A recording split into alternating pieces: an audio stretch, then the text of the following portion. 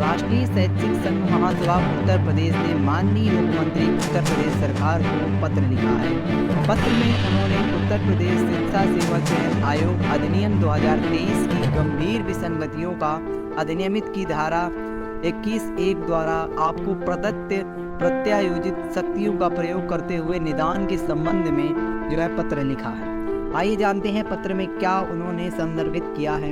राष्ट्रीय शैक्षिक महासंघ उत्तर प्रदेश की यही स्पष्ट धारणा रही है कि समाज के समग्र हित हेतु शिक्षा का चिंतन समग्र रूप से उचित ही है।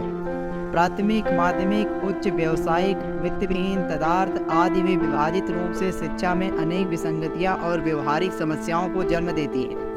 हर्ष का विषय रहा है कि राष्ट्रीय शिक्षा नीति 2020 में शिक्षा का चिंतन समग्र रूप में किया गया है और उत्तर प्रदेश विधानसभा और विधान परिषद का अधिनियम पारित करने में मूल धारणा की भी सराहना की गई है और तदनुरूप रहा है।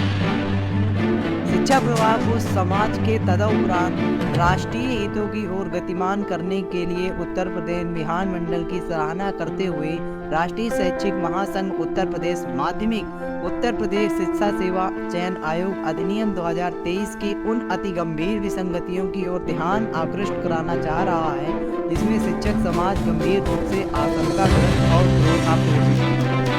उत्तर प्रदेश शिक्षा सेवा चयन आयोग अधिनियम 2023 की धारा 21(1) में उत्तर प्रदेश माध्यमिक शिक्षा सेवा चयन बोर्ड अधिनियम 1982 को निराशित कर दिया है, जिसके धारा 21 में भी प्रभावहीन हो गई है। परिणाम स्वरूप शिक्षकों की धारा 21 द्वारा प्रदत्त सेवा सुरक्षा समाप्त हो गई।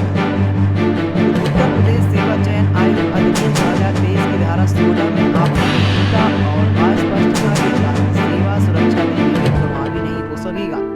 उत्तर प्रदेश सेवा चयन आयोग बोर्ड की अधिनियम 1982 में प्रदत्त सेवा सुरक्षा के होते हुए यद्यपि कुछ प्रबंधक स्वहितों की पूर्ति न होने पर तत्कालीन जनपदीय शिक्षा अधिकारियों की मिलीभगत के शिक्षकों के विरुद्ध गलत एवं झूठे आरोप लगाकर उत्पीड़न और फलस्वरूप शिक्षा में व्यवधान करते हैं, किंतु उपरोक्त अधिनियम 1982 की धारा 21 के कारण ही प्रायः शिक्षकों को उत्तर प्रदेश माध्यमिक शिक्षा सेवा चयन बोर्ड या फिर कम से कम न्यायपालिका को राहत मिल जाता रहा है।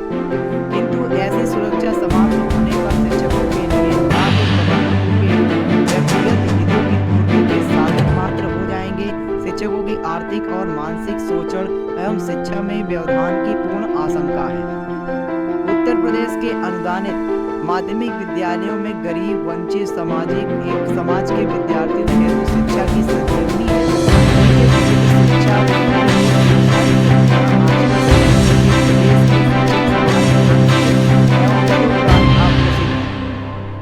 अनुदानित माध्यमिक विद्यालयों का व्यवसायीकरण करके गरीबों और वंचितों की शिक्षा से वंचित करने के लिए कतिपय व्यवसायिक शक्तियों को षड्यंत्रों एवं आपकी लोकप्रिय सरकार विफल बनाएगी, ऐसा हम सबका विश्वास है।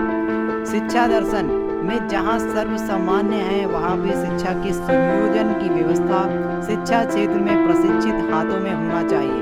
वहां शिक्षा को सामान्य प्रशासकों IAS अधिकारियों के हवाले करने के बाद अब शिक्षकों को कतिपय जनपदीय शिक्षा अधिकारियों के सहयोग से प्रबंधकों के व्यक्तिगत हितों के लिए साधन बनाकर केंद्र सरकार, सांसद, उत्तर प्रदेश सरकार के विधानमंडल की राष्ट्रीय शिक्षा को राष्ट्रीय हितों के अनुरूप बनाने की मंशा अत्यंत गंभीर रूप से प्रभावित करेगी। राष्ट्रीय शिक्षा नीति 2020 के अनुरूप शिक्षा व्यवस्था में परिवर्तन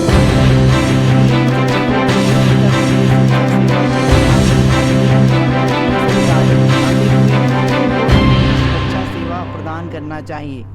अब तक नियुक्त हो चुके वित्तविहीन शिक्षकों को पूर्णकालिक शिक्षकों के रूप में स्वामित्व प्रदान करते हुए भविष्य में वित्तविहीन विद्यालयों के शिक्षकों का चयन भी उत्तर प्रदेश सेवा चयन आयोग द्वारा किया जाना चाहिए, जिसमें भविष्य में वित्तविहीन विद्यालयों के आयोग से परीक्षाओं में चयनित शिक्षक प्राप्त हो सके।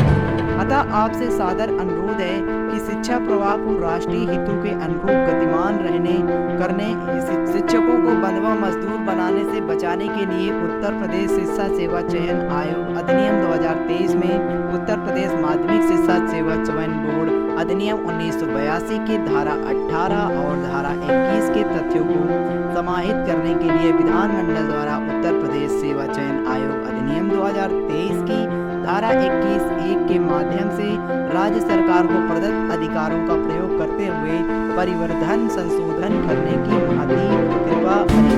वर्तमान समाज को भारत महान आपका आभारी रहेगा। पत्र को आशीष मणि त्रिपाठी जी ने मुख्यमंत्री को संबोधित करके लिखा है। दोस्तों, वित्तविहीन शिक्षक साथियों, शिक्षा जगत से जुड़ी हर एक खबर को पाने के लिए आप हमारे YouTube चैनल गब्बर न्यूज को सब्सक्राइब कीजिए, क्योंकि शिक्षा जगत से जुड़ी हर एक खबर हम आपके लिए लेकर